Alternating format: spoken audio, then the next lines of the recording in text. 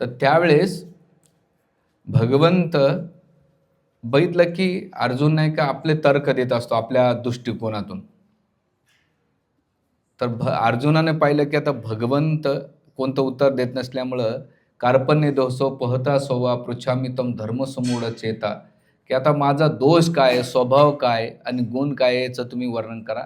माझ्या बुद्धीला चांगलं काय वाईट काय हे कळत नाही. आणि मग गेल्यानंतर ह्या 8, 9 आणि श्लोकामध्ये, मागच्या श्लोकामध्ये जर पाहिलं गेलं तर भगवंत स्मित हास्य केलं.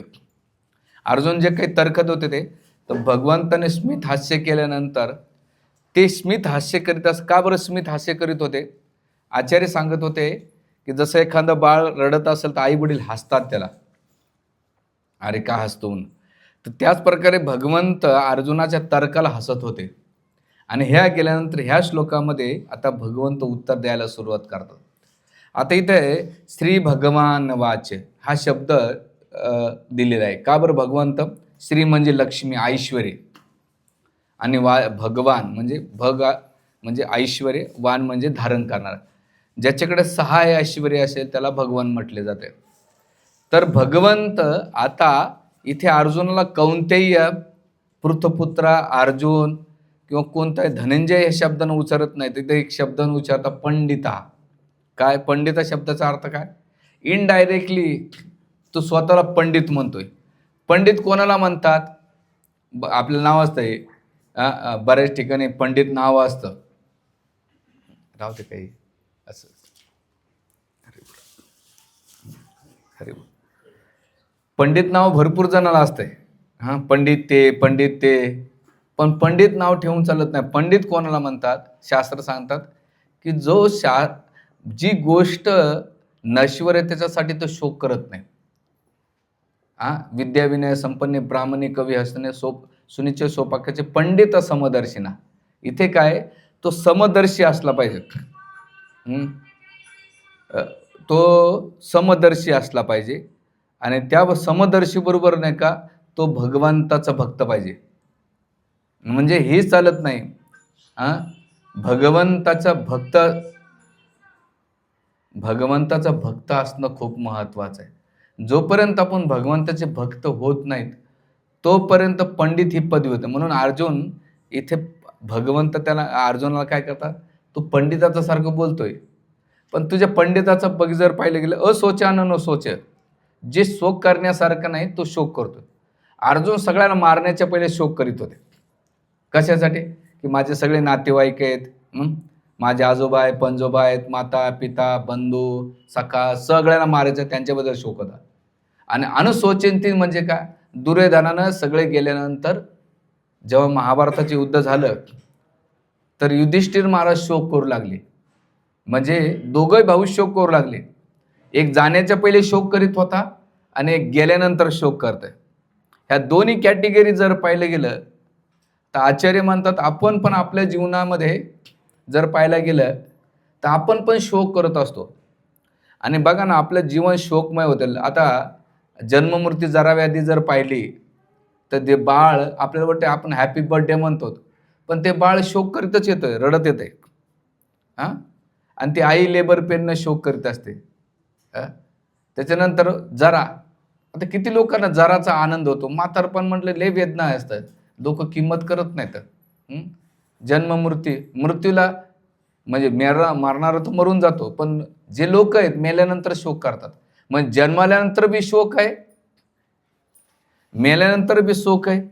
आणि व्याधी असल्यानंतर हॉस्पिटलमध्ये, आता काल परवा दिवशीच मला एका जुहूच्या भक्तांचा फोन आला होता आणि त्यांचा 22 वर्षाच्या भावाला काहीतरी असा आजार झाला आहे की तो खूप रिअर होतो. डॉक्टर म्हणले आता तुम्ही घेऊन जा, याची सेवा करा, जेवढ्या दिवस टेवटे. तो लिटरली तो भक्त रडत होता. म्हणलं प्रभूजी काय करू मला सांगा. तो म्हणलं काहीच नाही, आता तूच म्हणतोय की तो काहीच रिस्पॉन्स करत नाही. आणि गेल्या 1 महिन्यापासून आहे. म्हणजे त्याच्या घरातले नाही का, त्याचे आई वडील, बहीण, आजोबा, आत्या, चुलता चुलती, चुलत भाऊ, चुलत बहिणी सगळ्या हॉस्पिटलमध्ये 24 तास बसवण्यात गेल्या 15 दिवसापेक्षा जळगावमध्ये. शोक करतात. तर म्हणले प्रभूजी याला उपाय काय? मला आता भाऊ या जगामध्ये उपाय काय आहे? आपण प्रत्येक जण शोकामध्ये असतो, पण एकतर म्हणजे प्रत्येक अवस्थेमध्ये शोक असतात. सकाळपासून संध्याकाळपर्यंत शोक अवस्था असते. पण ह्या शोकाला जर शास्त्र म्हणतं, की जे ह्या जगातलं जे नश्वर गोष्टी आहे त्याच्यासाठी शोक करून काहीच नाही. आणि मग भगवंत म्हणतात, पंडित व्यक्ती असा आहे, की ह्या गोष्टीमध्ये पडत नाही. धीर सत्र न मुह्यती. आता हे प्रवचनात बोलणं सोपं आहे बरं. ऐकणं बी सोपं आहे. पण एखादी बातमी आपल्या कानावर येऊ द्या. गल्लीतलं एखादं कोणी वारलं तरी आपलं नाही का असं चेहरा लटकून पाहतो. तेवढ्यापुरतं ते म्हणजे हे एवढं सोपं नाहीये. हे जे तत्वज्ञान भगवंताला साधकाकडून किती अपेक्षा आहे मोठी. अर्जुन माध्यम केले, पण भगवंताला हे ठरवायचं की अरे बाबांनो, तुम्ही जे जोपर्यंत बॉडी लेवलवर राहता, तुम्ही शरीर स्तरावर राहता, तोपर्यंत तुम्ही शोक अवस्थेमध्ये राहणार आहे. आता तुम्ही म्हणता ना, अर्जुनाला ज्ञान सांगितलं भगवंतानं, पण जेव्हा अभिमन्यू मारला गेला तेव्हा अर्जुन रडत होता. द्रौपदीचे 5 पुत्र मारले गेले तेव्हा पांडव सुद्धा रडत होते. भगवंत म्हणतात भावना असली पाहिजे. आपण काही कठोर नाही, म्हणजे आपण शोक करीत नाही याचा अर्थ कठोर रहायचं का? कधी कधी आम्हाला माझा तर अनुभव बऱ्याच वेळा आहे की अंत्यविधीला आम्ही जातो, घरातले खूप लोक रडतात, आम्हाला काही फरकच पडत नाही. त्यावेळेस ही गोष्ट मला जाणवली, म्हणलं का बरं फरक पडत नाही? तर याचा अर्थ काय, आपलं ब्लड रिलेशन नाही ना. ब्लड रिलेशन असल्यास लगेच शोक झाला असता. ब्लड रिलेशन नाही म्हणून शोक होत नाही, म्हणजे तिथं तटस्थ भूमिकेमध्ये राहतो. तर आचार्य म्हणतात की ज्याप्रमाणे आपण ह्या संसारामध्ये व्यक्ती पाहून आपला शोक बदलत राहतो, त्याच प्रकारे आपण इथं आपली चेतना आणि आपली साधना एवढी वरती उंचवली पाहिजे की आपण कोणासाठी शोक केला पाहिजे, कोणासाठी नाही केला पाहिजे, याचं विश्लेषण ह्या श्लोकाच्या माध्यमातून देतात भगवंत. म्हणून जर पाहायला गेलं तर ह्या श्लोकामध्ये जी अर्जुनाला फटकार लावलेली आहे, की स्वतःला तो पहिली लाईन जर पाहिली गेली, तुम्ही भगवद्गीता पहिली लाईन काय सांगितलेली, अशोचन शोचंत प्रज्ञावाद भासते. प्रज्ञा म्हणजे काय? ज्ञानी व्यक्ती.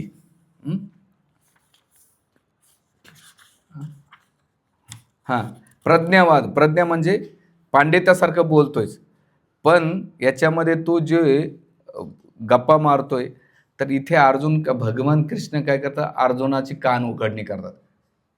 तर जेव्हा गुरुपद घेतल्या जात आहेत आणि गुरुपद घेऊन जेव्हा आपण गुरु जेव्हा शिष्याची कान उघडणी करतात, तर त्या कान उघडणी करण्यामागे शिष्याचं भलं असतं. तो विनाकारण बोलत नाही. बघा, जे तथाकथित गुरु असतात ना, ते कधी कोणाला दुखवत नाही. तू पण गोड, मी पण गोड. तू आनंदी राह, मी आनंदी राह. कारण तुला रागवलं तर माझं डोनेशन बंद होऊन जाईल. म्हणून ते बघा, नुसते असे हात जोडतात, ते इथून आशीर्वाद देत राहते. तुमच्या जीवनात काय आग लागायची तर आग लागू द्या, मला डोनेशन भेटते. पण प्रामाणिक गुरु असतात ना, ते नेहमी रागवत असतात. तर ते ज्याला स्वतःचा स्वार्थ असतो तो रागवत नाही. पण एखाद्याला प्रामाणिकपणे भगवंत द्यायचे, जसं तुम्ही तुकाराम महाराजांच्या अभंगाचा अभ्यास केला ना, महाराजांची वाणी खूप कठोर आहे काही ठिकाणी. येऊन प्रभुपाद सुद्धा बऱ्याच ठिकाणी आपल्या शिष्यांना खूप रागवलेले आहेत. एका व्यक्तीनं प्रभुपादाला एकदा प्रश्न विचारला की प्रभुपाद, तुम्ही शिव्या देतात, रागवतात. प्रभुपाद म्हटलं, मीच नाही शिव्या देत, भगवंत सुद्धा देतात. नराधामा मायापृत ज्ञाना आसुरम भाव आश्रितम. म्हणजे काय झालं, क्लेब्यम, वैशाखनंदन, हे गीतेतले शब्द आहेत. क्लेब्यम म्हणजे तुम्हाला वाटलं काय क्लेब्य, आपल्या भाषेतनं पुस्तक, अजून गावठी भाषेचा छक्का म्हणतात त्याला, म्हणजे ग्राफिक शब्दामध्ये लगेच कळत आहे. क्लेब्यम म्हणजे शब्द नराधम, म्हणजे मनुष्यामध्ये अधम व्यक्ती.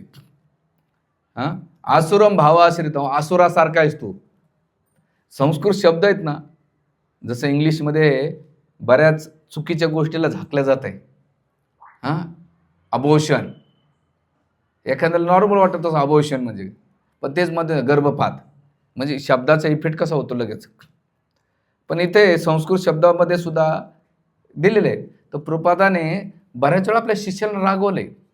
एकदा एक व्यक्ती आला होता प्रभुपादाने भेटायला आणि तो भगवंताबद्दल डिबेट करत होता आणि प्रभुपादाने रागवले. असं रागवल्यानंतर तो व्यक्ती खुश झाला. तर त्याच्या बाकीच्या मित्रांनी विचारलं, स्वामीजी एवढे तुला रागवले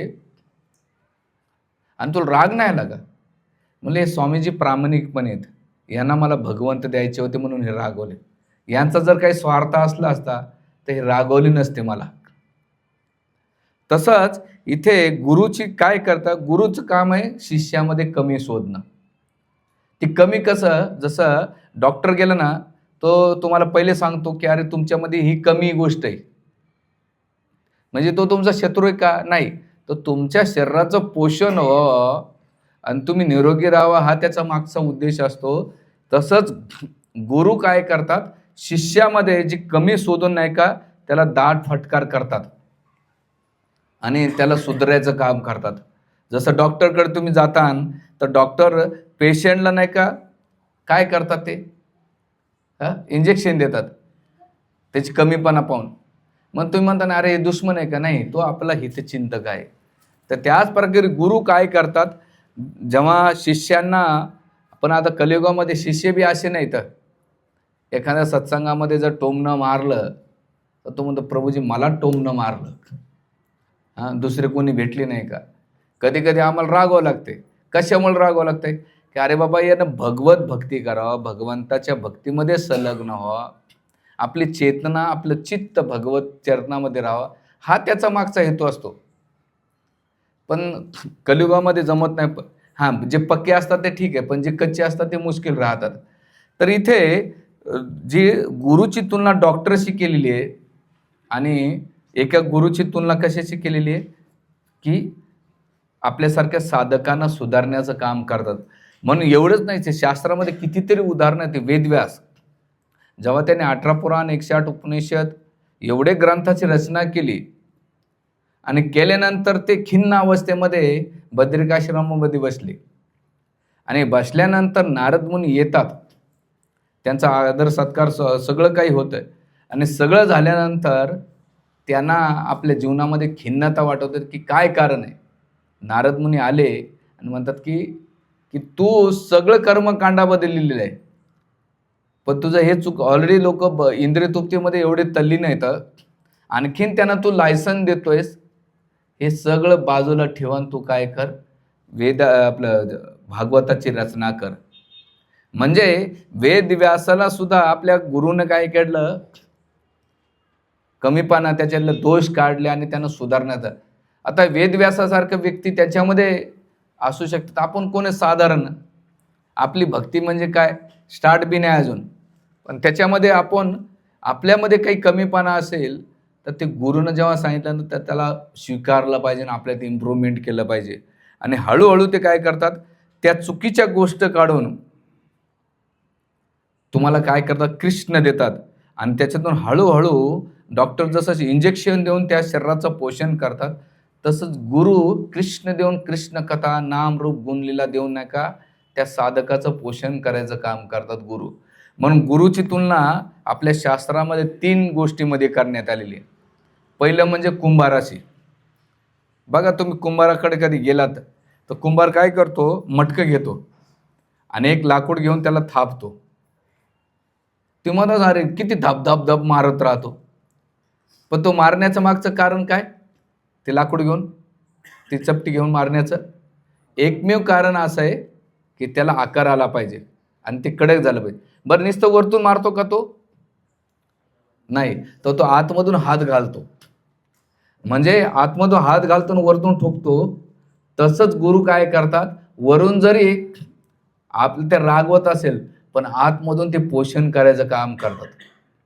हे गुरुचं काम. गुरु म्हणजे कुंभार, आतमधून हात घालून पोषण करतात म्हणजे आणि वरतून हे करतात.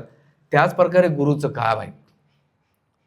नुसतं ते आणि ते एवढंच नाही झालं तर काय करायचं जातं, याच्या पलीकडे जाऊन याच्या पलीकडे काय करतात गुरु, त्या मटक्याला भट्टीमध्ये ठेवतात आणि भट्टीमध्ये भाजल्यानंतर जेव्हा ते मटकं काढल्या जात आहे तो एकदम कडक होते. मग त्याच्यात तुम्ही किती पाणी भरा ते लिकेज होत नाही.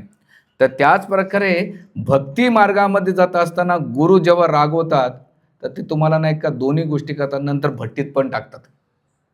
मग एकदा पक्का शिष्य झाला की त्याला दुनियाची कोणती ताकद हलवू शकत नाही. हे गुरुचं काम. दुसरं काम आहे, गुरु म्हणजे लोहार.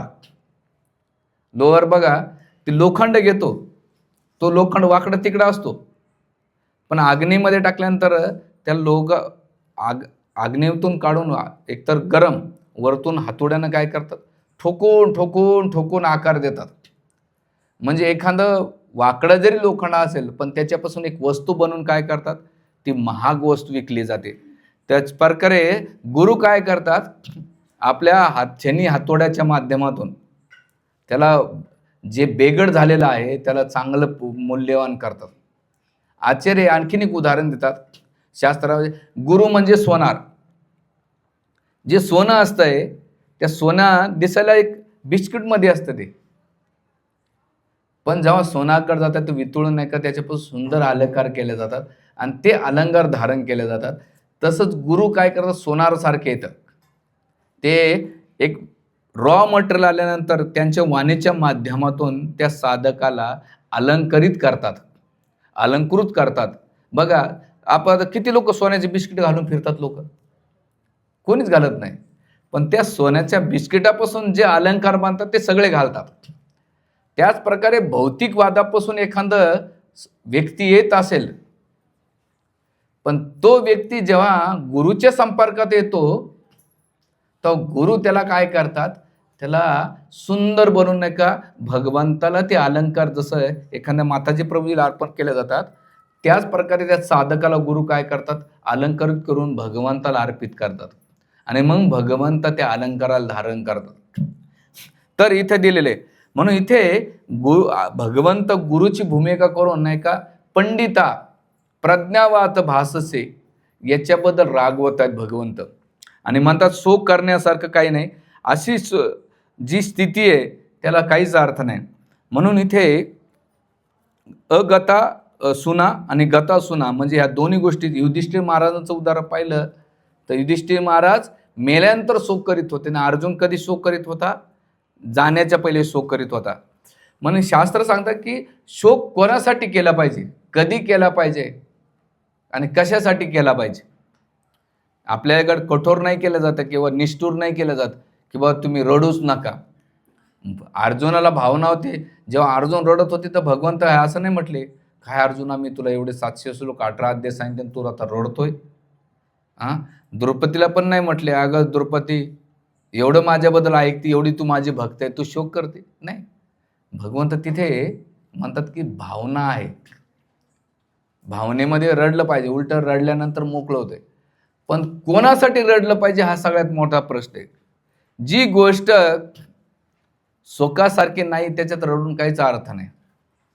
ते म्हणतात की शोक कोणासाठी केला पाहिजे. जे लोक भौतिकवादासाठी शोक करतात त्या शोकाला काहीच अर्थ नाही. तुमचा शोक किती दिवस टिकतो, रडून रडून? जास्तीत जास्त घरातलं वारला असेल 10 दिवस, 2-3 दिवसाची पेट. लेडीज जास्त रडतात, पुरुषाला काही फरक पडत नाही, तेवढा पुरता तो असतो. तो बी रडतो पण त्याला ते पब्लिकली दाखवत नाही. असतात त्याला भावना असतात. मुलांना लेडीजला लगेच रडू येते, नवरा रागवलं तर रडू येते, सासू रागवले तर रडू येते, ऑफिसमध्ये कोणी बोललं तर रडू येते. त्यांना चांगलं ते गोप्य नाही, डोळ्यातून अश्रू आले की साहजिक आहे, ते शोक होते. पण इथे रडण्यासाठी एक पाहिलं की 2 गोष्टीसाठी. आपण भौतिक गोष्टीसाठी व्यक्तीसाठी रडलो तर काहीच होणार नाही, त्याला अर्थ नसतंय. पण जेव्हा तुम्ही भगवंतासाठी भक्तासाठी रडता तेव्हा त्या शोकाचा अर्थ पुणे. इथे रडायला माना नाही केले, पण कोणासाठी रडायला सांगितलेले हे शास्त्र खूप महत्वाचं आहे.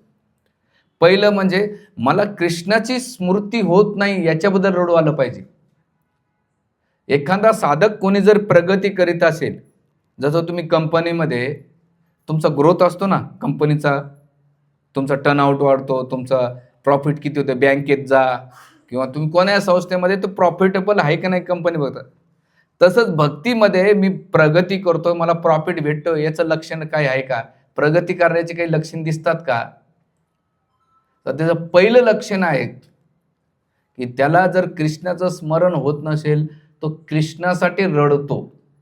श्री चैतन्य महाप्रभू जे भगवंत आहेत, ते भौतिक शोकाबद्दल रडल्याबद्दल त्यांना आवडत नसायचं. पण ते चैतन्य महाप्रभू काय म्हणतात? गोविंद विरहिना. काय श्लोक आहे तो? आशिष वा पादारसा पिनष्टो माम आदर्श माम मर्माते. नाही, काय श्लोक आहे त्या प्रभूची लाईन? नाही, हे श्लोक आहे ना. गोविंद विरहिना म्हणजे मला गोविंदाच्या विरहामध्ये मी रडतो. जसं ते जगन्नाथजीला पाहायचे ते, तो डोळ्यातून त्यांचे अश्रू व्हायचे. कोणत्याही भगवंताचं मोर पाहिल्यानंतर त्यांना अश्रू यायच्या. म्हणजे भगवंताला पाहिल्या रडू होते. आता जसं तुम्ही कधी वृंदावनमध्ये गेलात ना, लोक लिटरली बाकी बिहारी किंवा राधा श्याम सुंदर कृष्ण बलराम समोर गेलात ना, लगेच रडतात लोक भावनेच्या पोटी, किंवा त्यांना रडू येते. काही जणांना काहीच फरक पडत नाही. तर चैतन्य महाप्रभू सुद्धा भगवंताला पाल रडायचे. पण जे भक्त असतात ते भगवंताची स्मरण होत नाही, मला स्मरण का होत नाही यासाठी रडू यायचे. जसं तुकाराम महाराज, त्याचे कितीतरी अभंग असे तुकाराम महाराजांचे की भगवंता मला तुझं दर्शन कधी होईल, तुझं रूपाचं दर्शन कधी होईल, मी कधी पंढरपूरला जाईन, याच्याबद्दल त्यांना शोक व्हायचा. याचे खूप उदाहरणे. आणि दुसरा शोक आहे भक्तांचा. भक्तांच्या शोकाबद्दल काय की तिथे भक्ताच्या संघापासून, म्हणून कितीतरी प्रोपाल जेव्हा लास्ट डेला होते, तर ते एक भक्तिभृंग बीबी गोविंद स्वामी महाराज त्यांच्या आर्टिकलमध्ये आपलं प्रवचनामध्ये म्हणत होते की प्रभुपाद कोणतं भजन म्हणत होते? तांद्र चरण भक्त सनेवास यही मोरे अभिलाष. म्हणजे मला एकच अभिलाष आहे, लास्ट स्टेजला आहेत प्रभुपाद. आणि एकांतामध्ये काय म्हणतात की हे भगवंता, तुला जर काही मला द्यायचं असेल तर काय? तांद्रे चरण भक्त सनेवास, तुझ्या भक्ताचा संग मला दे. येऊन प्रल्हाद महाराज घ्या, त्याच्यानं ध्रुव महाराज घ्या, यांच्या प्रार्थनेमध्ये भक्तांच्या विरहाचं त्यांना दुःख व्हायचं. भक्तांचं मला दर्शन का होत नाही, भक्तांचा संग का भेटत नाही, याच्याबद्दल त्यांना विरह व्हायचा. आज भक्ताचा संग म्हणजे काही येऊन गप्पा मारायच्या, मिठ्या मारायच्या नाही. सत्संग, त्या सत्संगामध्ये असं झालं पाहिजे की मला कधी रविवार भेटल मंदिरात, मला एखादा रविवार मिस झाला तर कधी रडू येईल. बुधवारचा कार्यक्रम किंवा इथं सोमवारचा कार्यक्रम, आपल्याला नाही का लालाय झालो पाहिजे कथा सत्संगासाठी, त्याला म्हणतात शोक. पण आपण लाल होऊन जातो. काय लाल होऊन जातो? आज सोमवार आला, जावं लागेल सत्संगाला, नाही गेलं तर प्रभूजी पुढच्या वेळेस काय म्हणते. पुन्हा मंदिरात आठवड्यातून जावं का नाही बाबा, एवढं लांब आहे मंदिर, द्वारकेला नाही तर ट्रॉफिक आहे, आपल्याला नाही का जॉब करायला नाही का लांब लागत नाही, त्याच्यानंतर हॉस्पिटलला जायला लागत नाही. एखाद्याच बर्थडे पार्टी सांगू दे ना, ह्या टोकातून त्या टोकाला खाण्यासाठी जाईन तो, गप्पा मारायला, पिकनिक करायला, इथून तिकडं जातील. कारण का? भोवती गोविंदासाठी, भगवंतासाठी ते विरह कधी येईल, ही भावना ते सत्संगामध्ये की मला कधी सत्संगामध्ये जाईल. आपण लालाय झाले पाहिजे, लालसा झाली पाहिजे. याला म्हणतात शोक करण्याची अवस्था, जी शोक भगवंताकडे, भगवंताच्या प्रति आकर्षण वाढवण्याचं काम करते. म्हणून इथे श्री चैतन्य महापुरुषानं गोविंद वीरानं सांगितलेलं. आणि म्हणून चैतन्य महाप्रभू आणि रामानंद रायामध्ये एक संवाद आहे चैतन्य चरितामृतमध्ये.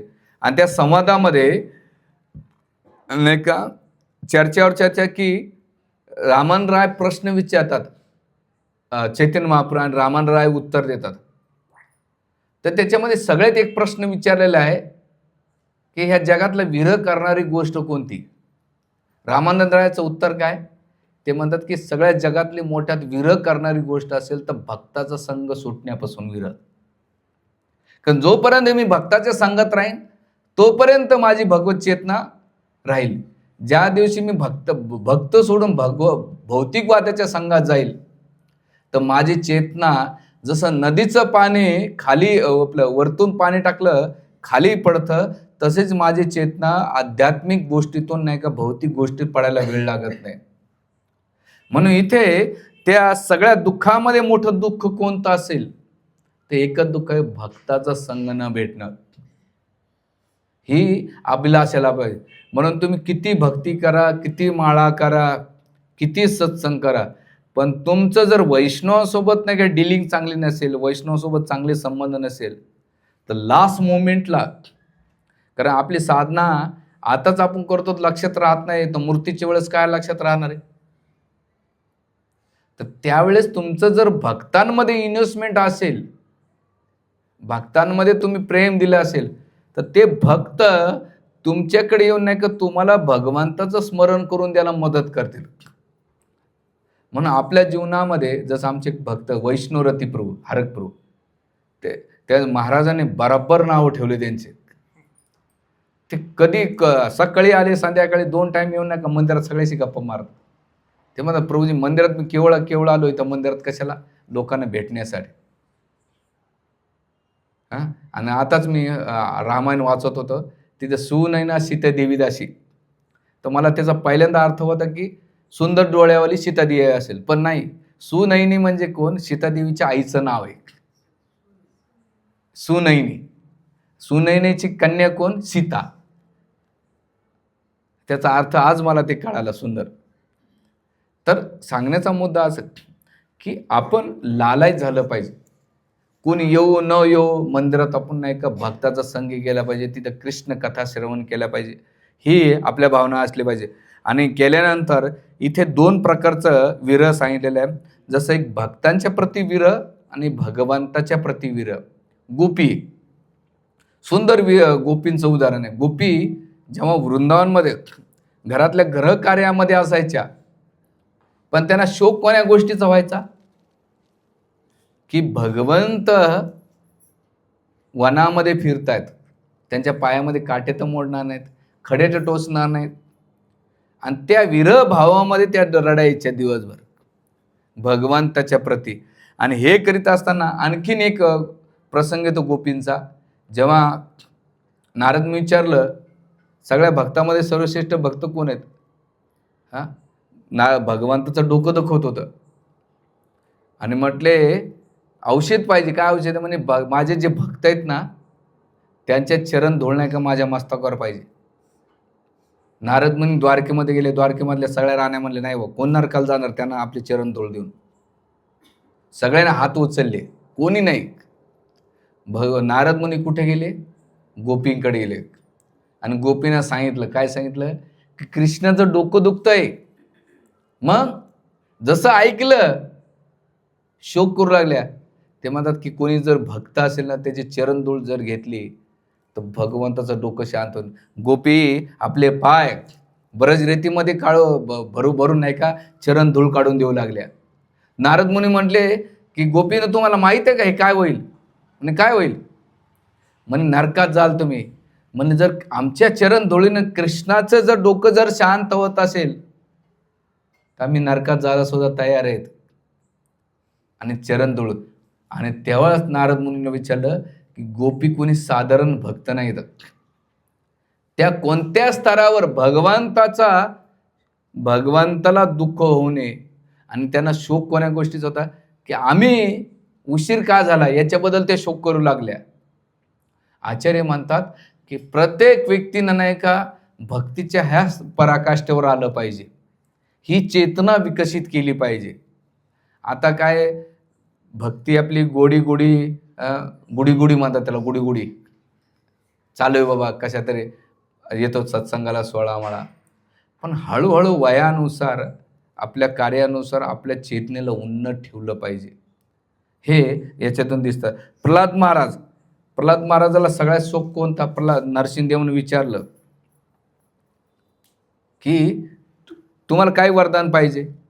ते म्हणले काहीच वरदान नको भगवान, एकच वरदान द्यायचं असेल की हे जे बद्ध जीव भौतिक संसारामध्ये एवढे लिप्त झालेले आहेत, इंद्रिय तृप्तीमध्ये लिप्त झालेले आहेत, त्यांच्याबद्दल प्रल्हाद महाराज शोक करू लागले की भगवंता तुम्हाला जर काही करायचं असेल तर यांचा उद्धार करा. त्या बद्ध जीवांच्या प्रती ते शोक करू लागले की किती. म्हणून प्रभुपाद जेव्हा अमेरिकेत गेले तर प्रभुपादाने अमेरिकेतल्या हिप्पी लोकांना पाहिलं ना तर प्रभुपाद लिटरली रडायचे की किती पशुवत जीवन जगतात हे लोक. आणि म्हणायचे भगवंता मला शक्ती द्या की मी यांना नाही का बद्ध जीव अवस्थेतून बाहेर काढून यांचा उद्धार करू शकेल.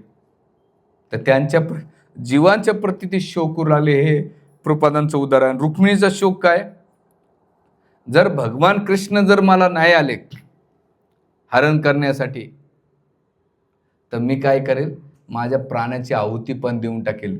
हे शरीर जर भगवान कृष्ण अर्पण नाही झालं तर हे जे कोले कुत्रे लांडगे आहेत ना, शिशुपाल, दंतवक्र, जरास, आपलं जयार, आपलं विदुरथ, हे सगळे जे आहेत जरासन, या सगळ्या कॅटेगरीला मी अजिबात होऊ देणार नाही. भगवंताबद्दल विरह चालू होता, शोक करीत होती. आणि त्या शोकाभावना आणि सगळ्यात महत्त्वाचा शोक कोणता की भगवान कृष्णाच्या प्रती अर्जुनाचा शोक. कधी, जेव्हा भगवान कृष्ण स्वधामात निघून गेले तर अर्जुन नाही का डोळ्यातून अश्रूच्या धार वळवल्या की कृष्णाने मला काय काय दिलं आणि मी जे काही सक्सेस, साधारण ग्वाल्यानं नाही का ज्या राण्या कृष्णाच्या राण्या होत्या त्याला मी जिंकू शकलो नाही. तर आतापर्यंत माझं जे काही सक्सेस होतं, जी सफलता होती, त्या सफलतेच्या मागे कोण होते, भगवान कृष्ण होते. आणि आज त्यांचा मला संग लाभत नाही, या भावनेमध्ये अर्जुन काय करू लागले, शोक करू लागले. आणि मग त्या शोकातून बाहेर निघण्यासाठी अर्जुन काय करू लागले, भगवंताने जी गीता सांगितली कुरुक्षेत्रावर, त्या गीतेचं स्मरण करू करू नाही का आपले दिवस काढत होते. याला म्हणतात विरह भाव करणं. म्हणून आचार्य म्हणतात की अर्जुन तर सगळेजण शोक करतायत, पण तुम्ही कोणासाठी शोक करतायत. भौतिक संसारासाठी शोक केला तुमच्या हाताला काहीच येणार नाही, पण तुम्ही भगवान कृष्णासाठी भक्तांसाठी शोक करतात तर तुम्हाला वैकुंठ धामाची प्राप्ती होईल. तुम्हाला ठरवायचे. म्हणून अर्जुनाचा शोक कोणासाठी होता, भौतिक लोकांसाठी होता. कृष्ण सोडून आपला शोक कोणासाठी आहे, कृष्ण सोडून आपण सगळ्यांसाठी शोक करत होतो. कधी वाटतं का कृष्णासाठी रडू येते? किती लोकांना येतं कृष्णासाठी रडू, हातवरती करा. आज कृष्ण झोपले असतील का, कृष्ण जेवले असतील का, कृष्णाला आज भोगामध्ये मी काय दाखवू, त्यांना थंडी तर लागत नसेल, उन्हाळ्याचे दिवस आहेत त्यांना गरम तर होत नसेल. कारण आपलं जीवन हृदय एवढं कठोर झालेलं आहे दगडासारखं, काय भगवंताच्या प्रती येणार आहे. म्हणून मायबापांनो ती प्रॅक्टिस केली पाहिजे, ती अटॅचमेंट वाढवली पाहिजे. जेवढी ब्लड रिलेशनच्या प्रती आसक्ती आहे, नात्यांच्या प्रती, मित्रपरिवारांच्या प्रती जेवढी आसक्ती आहे, पण कृष्ण सोडून ह्या जगातल्या सगळ्या आसक्तीतनं बेकार येतात, सगळ्या बेकार आहेत. कारण मृत्यूबरोबर आहे ना, त्याच्या मृत्यूबरोबर आपण नष्ट होणार आहे, आपल्या मृत्यूबरोबर सगळं काही नष्ट होणार आहे. पण जे शाश्वत व्यक्ती आहे, सच्चिदानंद स्वरूप आहे, ह्या जगातली जी आसक्ती वाढवणार आहे ती शोकाची कारणीभूत नाही. ती सीतादेवी 1 वर्ष रावणाकडे राहिली, पण अशोका आपल्या अशोका वाटिकापाशी बसली होती. बाह्य अवस्थेतून तिला शोक वाटत होता, पण आंतरिक नाही का तिला शोक कधी जाणवला नाही. का, फिजिकली ती लंकेत होती, पण चित्तानं कुठं होती, ती रामचंद्राच्याकडे होती. म्हणून तिच्या सौंदर्यामध्ये, तिच्या तेजामध्ये कमी नाही आला. आचार्य म्हणतात की ती सीतादेवी म्हणजे भक्तिदेवी, आपल्यासारखे साधक आहेत. ग्रह कार्य करा, संसार करा, नोकऱ्या धंदे करा, काय मुलं बाळांना सांभाळा, परिवाराला सांभाळा, पण त्याबरोबर आपलं चित्त, आपलं चिंतन भगवंताच्या प्रती असलं पाहिजे. आणि त्याची सुरुवात कशापासून होईल, तर सगळ्यात मोठी सुरुवात होते जेव्हा तुम्ही प्रामाणिकपणे गुरुकुल श्रवण करता, नित्य नेमानं श्रवण करता, जप करता, हरे कृष्णा कृष्णा कृष्णा हरे राम राम राम हरे हरे. जेव्हा तुम्ही याच्यातून तुमचे आकर्षण वाढेल तेव्हा तुम्हाला भगवंताच्या आणि प्रभुपादाचं उदाहरण आहे. प्रभुपाद कुकिंग करताना किंवा लेक्चर देताना सुद्धा त्या विरह भावामध्ये दिवस काढायचे. तुकाराम महाराजांचं उदाहरण. आपल्या महाराष्ट्राचे कितीतरी संत आहेत. ज्ञानेश्वर माऊली घ्या, नामदेव महाराज घ्या, एकनाथ महाराज घ्या, की याने विरह भक्ती केली भगवंताच्या प्रती. तर ती अवस्था आपल्याला प्रत्येक साधकांनी केलं पाहिजे वारंवार. कारण की आपल्या घरात कोणी काही बोललं आपल्याला थोडंसं की आपण शोक करतो. ह्या शोकाला काही अर्थ नाही. राहणार आहे मनुष्य आहे तोपर्यंत त्याची भावना असणार आहे. घरात आता तुम्ही किती प्रवचन ऐकून तुम्हाला जाता जाता कोणी म्हणू द्या, घरातला बायको म्हणू द्या, नवरा म्हणू द्या, तुम्ही डोळ्यातून तुमच्या लगेच येऊ शकतो. पण त्यावर एकच ठरलं पाहिजे की आपण भगवंतासाठी काय केलं पाहिजे, शोक केला पाहिजे. की आणि शोक करणं म्हणजे चिंतन करणे. आणि जेवढं तुम्ही चिंतन करता तेवढं तुमचं भगवंताच्या प्रतीने एक आकर्षण वाढेल. आणि चिंतनाकडून तुम्ही कुठे जाता, चिंताकडून चिंतनाकडे जाऊन भगवंताची प्राप्ती करू शकाल. हा श्लोकातून दिलेला मर्म आहे. आणि या श्लोकामध्ये प्रभुपादाने तात्पर्यामध्ये 2 गोष्टीचं वर्णन जास्त केलेलं आहे. एक तर गुरु काय करतात, शिष्याची कमी काढून टाकतात आणि फटकारून त्याला कृष्ण स्मरण देतात. आणि दुसऱ्या या श्लोकातून एक शिकलेले की वास्तविक शोक कोणासाठी केला पाहिजे. हा या श्लोकाचं टेक होम मेसेज आहे. हरे कृष्णा कृष्णा कृष्णा हरे हरे, हरे राम राम राम हरे हरे. कोणाला काही प्रश्न, टीका टिप्पणी, जिज्ञासा असेल तर विचारू शकता.